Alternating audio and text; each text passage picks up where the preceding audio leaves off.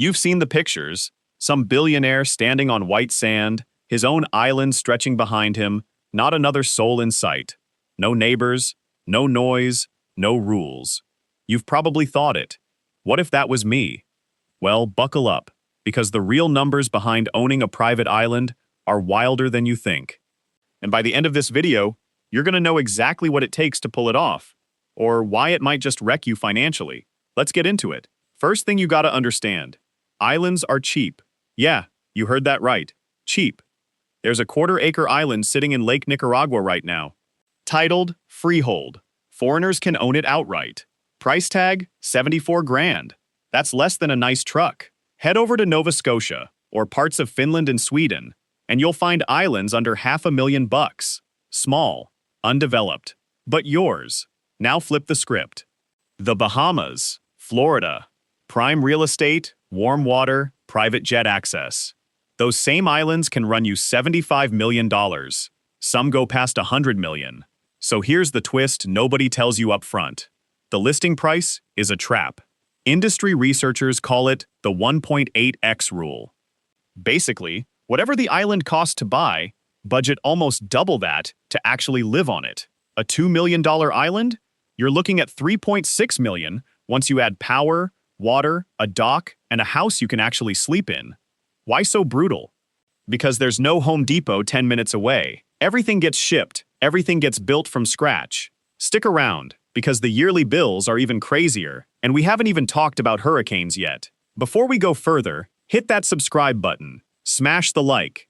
This channel breaks down the real cost of the lifestyles you see online. No fluff, no fairy tale.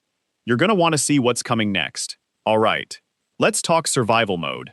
You bought the island. Congrats. Now you gotta run it. Solar panels, because there's no power grid out there. Desalination systems, because salt water doesn't quench thirst. A septic system, because, yeah, you still need a bathroom.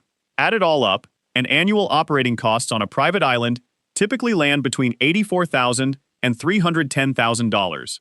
Every single year. Property tax alone can hit 50 grand. Insurance?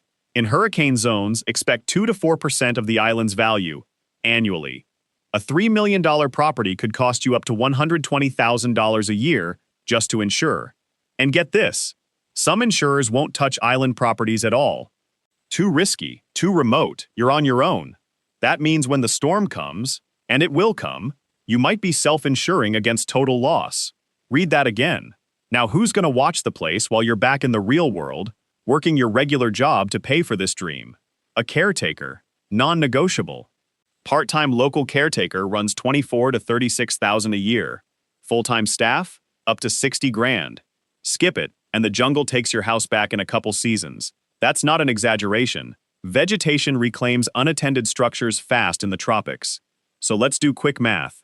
Say you drop $2 million on the island, another 1.6 to make it livable. Now you're paying, conservatively, $150,000 a year just to keep the lights on and the roof standing. That's before you've had a single vacation there. Feeling that reality check yet?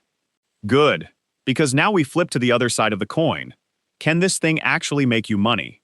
Short answer, sometimes. Long answer, it depends entirely on where you buy. Look at Hawaii. The islands generate over $2.8 billion a year in short-term rental revenue. Average nightly rates run $180 to $650, and occupancy sits around 75 to 80%. That's insane for vacation property. Compare that to somewhere like Isle of Palms in South Carolina. Bigger rental homes there pull in over $23,000 a month during peak season. Annual revenue on the high end tops $100,000. But here's the catch. Nobody puts in the brochure. A private, standalone island isn't Hawaii. It's not Isle of Palms. Most private islands sit in remote spots with unpredictable ferry access, no nearby restaurants, and zero-foot traffic. Real estate experts researching the private island market put it plainly. Buyers routinely underestimate what it costs to make an island guest-ready and overestimate how many nights a year they'll actually book. Remote luxury sounds great in theory.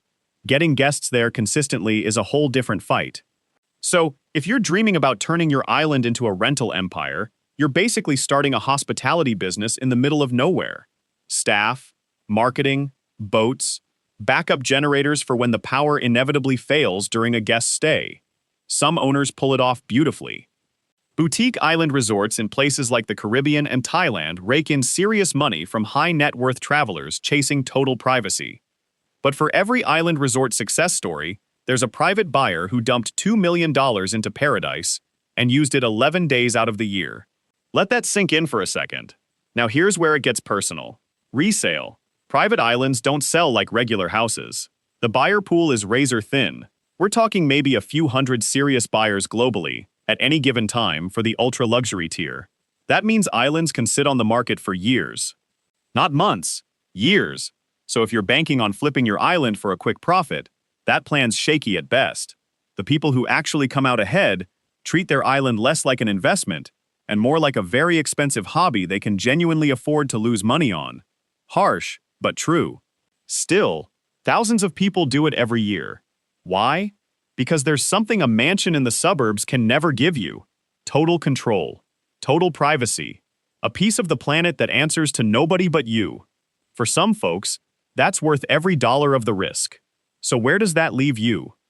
If you've got the cash sitting around, and you're not betting your family's future on rental income covering the bills, an affordable island, say, under $500,000, can be a genuinely wild life experience. Low stakes, high reward, memories for life. But if you're picturing yourself buying a Bahamas island as a get-rich investment move, the math says, think twice. Insurance risk, maintenance costs, thin resale demand. It adds up fast, and it doesn't care about your Instagram feed. Before you make any big money move like this, talk to a real financial advisor who understands luxury real estate. Don't base a 7-figure decision on a YouTube video, even this one. If this broke down something you always wondered about, hit that subscribe button right now, and drop a like before you go. It genuinely helps this channel keep making videos like this. So, would you actually buy a private island if you had the money? Or does this whole thing sound like a beautiful money pit? Let me know down in the comments.